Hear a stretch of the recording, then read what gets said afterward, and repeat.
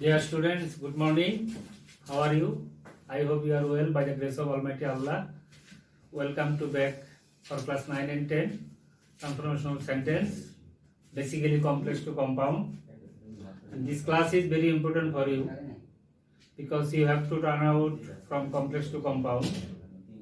Now, I am going to discuss in details from complex to compound. You know, rule 1, as since when, অর্থাৎ as since when যুক্ত complex সেন্টেন্সকে compound sentence করতে গেলে আমাদের কি করতে হবে? শুরুতেই ফার্স্ট সেন্টেন্স তারপর and প্লাস সেকেন্ড সেন্টেন্স। এখন একটি एग्जांपल লিখি আমরা। কমপ্লেক্সের ক্ষেত্রে when the marriage ceremony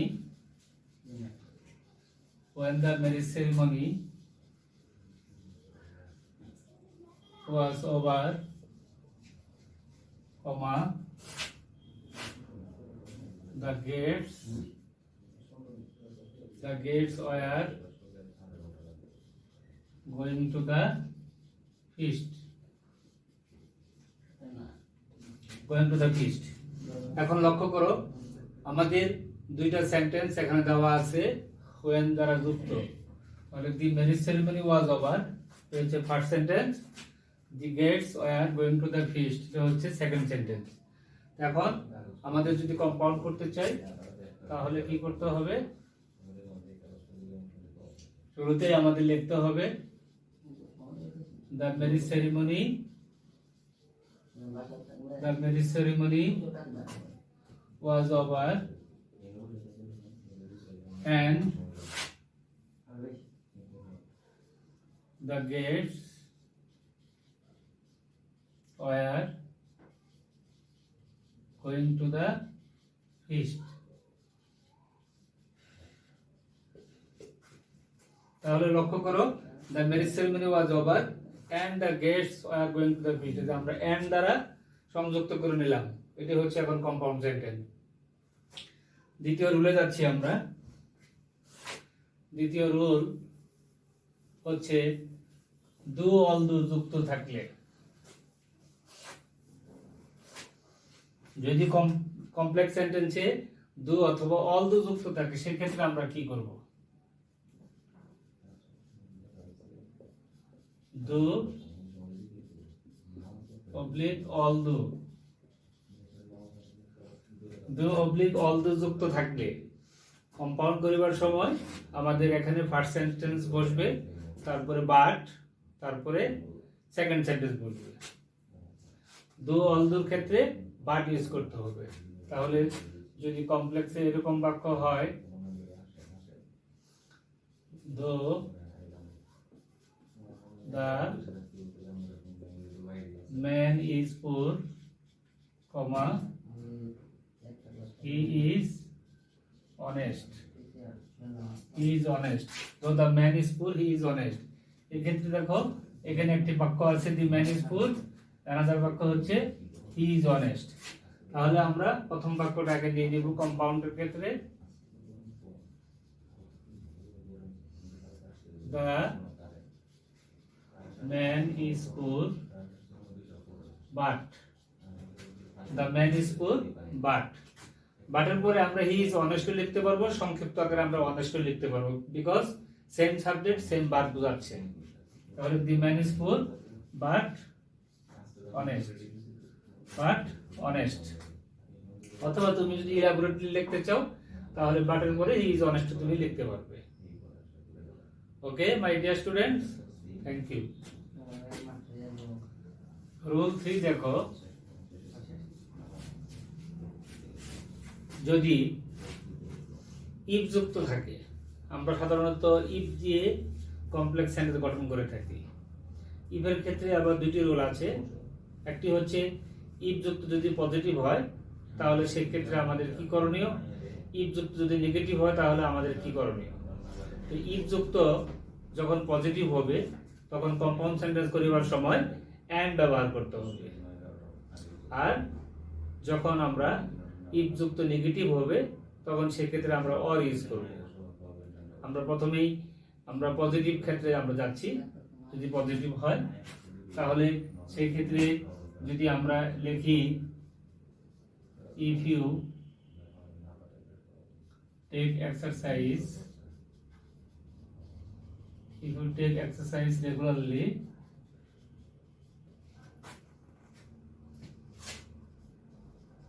you can be healthy. এখানে you take exercise regularly একটা sentence, you can be healthy আরেকটা সেন্টেন্স। দুইটা সেন্টেন্স ইফ দ্বারা যুক্ত হয়েছে। এখন আমরা কম্পাউন্ড করব ই দ্বারা এন্ড দ্বারা যুক্ত করব। লক্ষ্য রাখবা যেহেতু সাবজেক্ট ইউ দ্বারা শুরু হয়েছে এই ক্ষেত্রে আমরা এখন ইউ কে রাখবো না, ইম্পারেটিভ সেন্টেন্স হিসেবে আমরা সেন্টেন্স গঠন করে নিব। তাহলে হবে কম্পাউন্ডের ক্ষেত্রে টেক এক্সারসাইজ রেগুলারলি,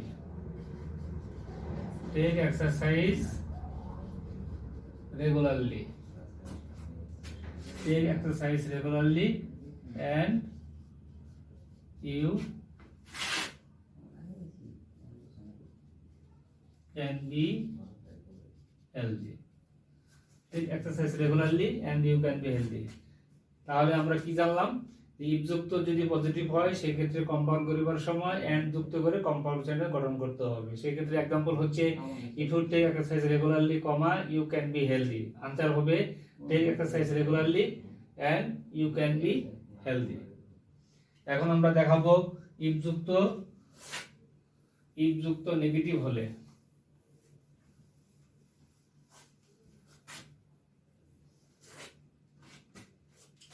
ইফ যুক্ত যদি নেগেটিভ হয় তাহলে রুল 4 এ আমরা কি পাচ্ছি?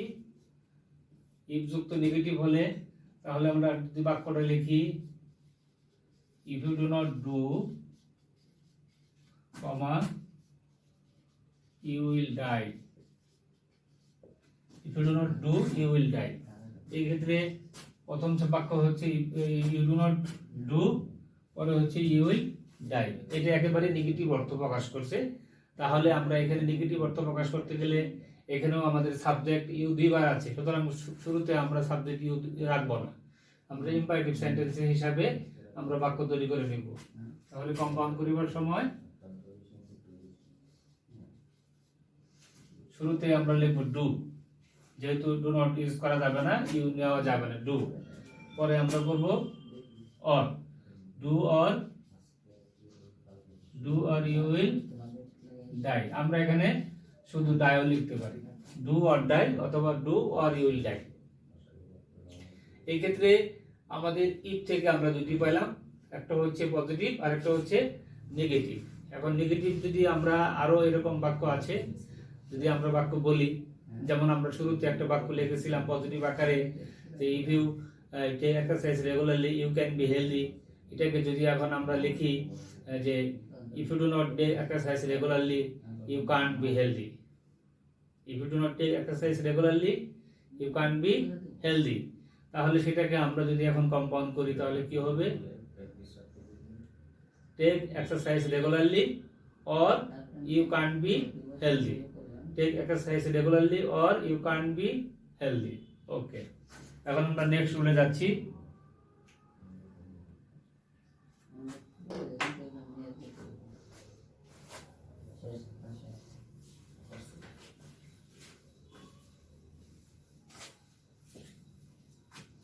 নেক্সট রুলটা হচ্ছে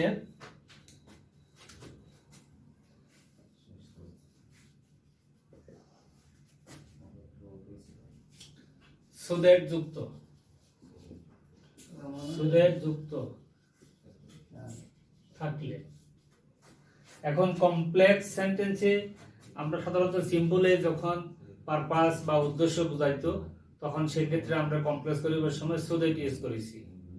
এখন সুদেট একটা সিঙ্গেল ওয়ার্ড, এই সুদের যখন থাকবে তখন কম্পাউন্ড করিবার সময় আমাদের কি করণীয় আছে? আমি আগে বাক্যটা লিখে নিই।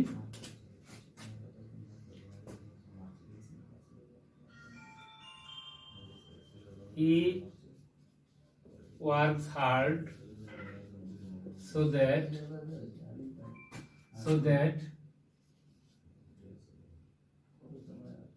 he can succeed.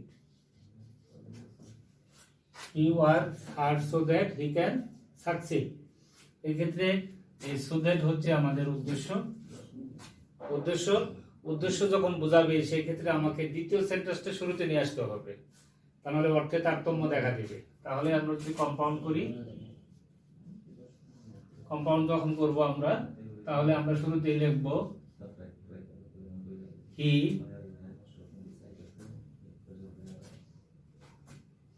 এখন আমরা ক্যান এর পরিবর্তে ওয়ান্ট ভার্ব নিয়ে আসবো, ক্যান এর পরিবর্তে ওয়ান্ট ভার্ব নিয়ে আসবো। তাহলে হি ওয়ান্টস টু সাকসিড, যেহেতু দুইটা ভার্ব এটা নাম্বার 2 যুক্ত করলাম, হি ওয়ান্টস টু সাকসিড, হ্যাঁ,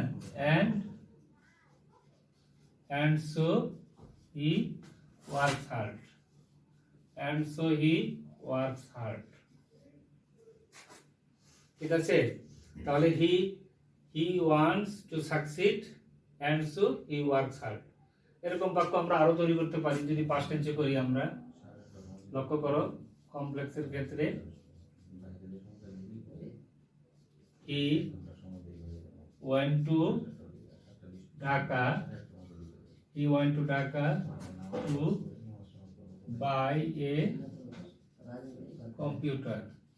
to buy a computer, এক্ষেত্রে দেখো টু বাই দ্বারা আমাদের কি বুঝাইছে, পারপাস বা উদ্দেশ্য বুঝাইছে। পারপাস বা উদ্দেশ্য যখন বুঝাবে সেই ক্ষেত্রেও আমাদের দ্বিতীয় সেন্টেন্সটাকে আগে নিয়ে আসতে হবে। দ্বিতীয় সেন্টেন্স যদি আমরা আগে নিয়ে আসি তাহলে কি হবে, শুরুতে আমার সাবজেক্ট, এখন ওয়ান্ট থেকে ওয়ান্টেড পাস্ট টেন্সের জন্য he wanted to buy a computer, he wanted to buy a computer and so he went to Dhaka। এখন দেখো বাক্যগুলো লক্ষ্য করো। প্রথম বাক্য আমাদের ছিল হি works hard so that he can succeed, এটা অ্যাবসলিউটলি প্রেজেন্ট টেন্সের ক্ষেত্রে। সেই ক্ষেত্রে আমরা সাবজেক্টের পরে ওয়ান্টস নিয়ে আসছি, ক্যান এর পরিবর্তে ওয়ান্টস টু সাকসিড ভার্বের আগে, and so he works hard. এখন আমরা পাস্ট টেন্সে গেছি, এখানে কোনো সাবজেক্ট নেই, সাবজেক্ট আমরা এখানে আবার হি কে নিয়ে আসলাম। এখন পাস্ট টেন্সের জন্য ওয়ান্ট থেকে ওয়ান্টেড লিখতে হবে, তাহলে he wanted to buy a computer and so he went to Dhaka. এই হচ্ছে আমাদের পারপাস বা উদ্দেশ্য বোঝাতে। এখন আমরা যাব পরবর্তী রুলের জন্য।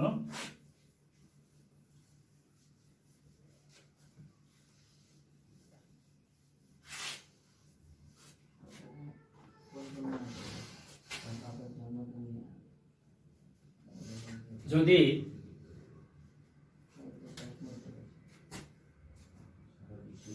বিকজ উল্লেখ থাকে,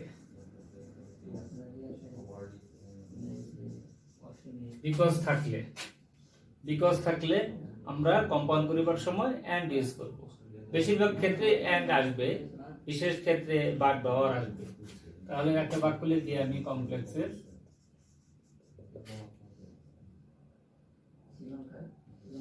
he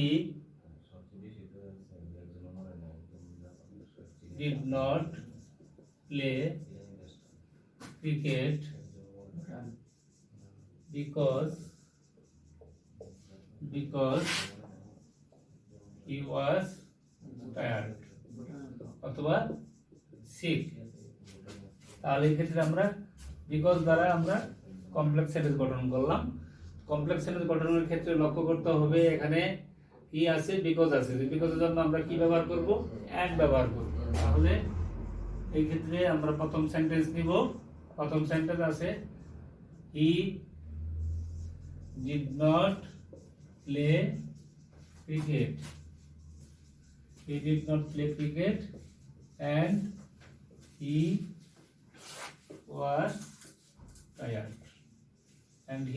এই ক্ষেত্রে আমরা যেহেতু বিভার্ব আছে, বিভার্বের জন্য আমরা সাবজেক্ট এখানে রেখে দিলাম। তাহলে he did not play cricket and he was tired।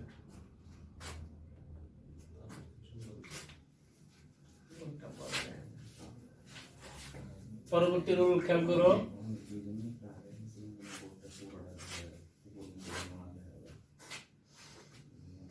অনেক সময় আমাদের ট্রুলি থাকে, সাডেনলি থাকে, সারপ্রাইজিং থাকে, সার্টেনলি থাকে। এই সকল বাক্যর ক্ষেত্রে যখন আমরা কমপ্লেক্স সেন্টেন্স থেকে কম্পাউন্ড করতে যাব তখন আমাদের কি করণীয় আছে?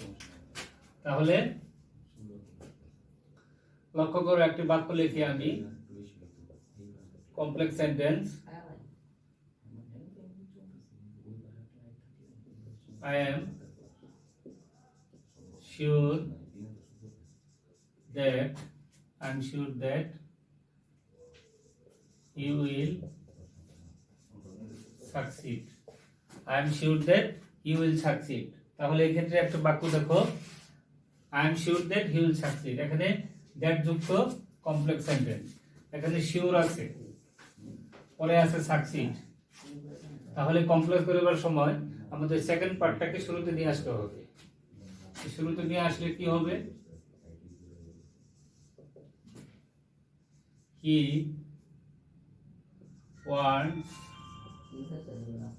to succeed and I am sure of it. And I am sure of it. He wants to succeed and I am sure of it. এরকম আরো বাক্য আছে। আরেকটা বাক্য দেখো,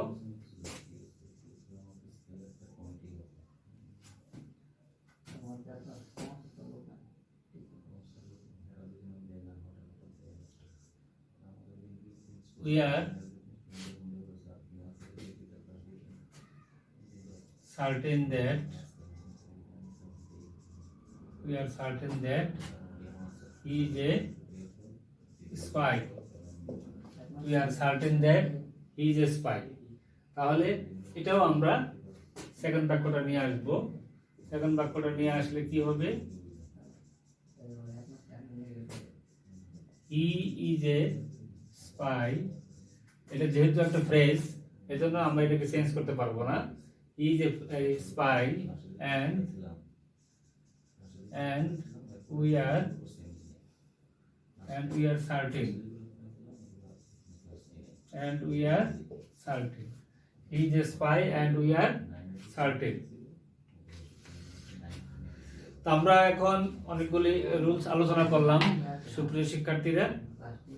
I hope you are able to understand the rules and examples. তো তোমাদের জন্য এখন এই রুলসগুলো বাসায় একটু রিভিশন করতে হবে, পাশাপাশি তোমাকে প্র্যাকটিস করতে হবে। তো প্র্যাকটিস করার জন্য তোমাদের কিছু হোমওয়ার্ক দেওয়া হবে। সেই হোমওয়ার্কগুলো হচ্ছে তোমাদের গ্রামারের এক্সারসাইজ বইয়ে দেখতে পাবে যে বেশ কিছু এক্সারসাইজ দেওয়া আছে, প্রায় 37টির মতন এক্সারসাইজ দেওয়া আছে। এই রুলসগুলো দিয়ে তোমরা এক্সারসাইজগুলো করে নিবে। আর তোমরা সুস্থ থাকো, ভালো থাকো, বাসায় থাকো। মনে রাখবে তোমার ঘরই তোমার বিদ্যালয়। এই কথাটুকু মাথায় রেখেই তোমাকে পড়াশোনা করতে হবে। Thank you.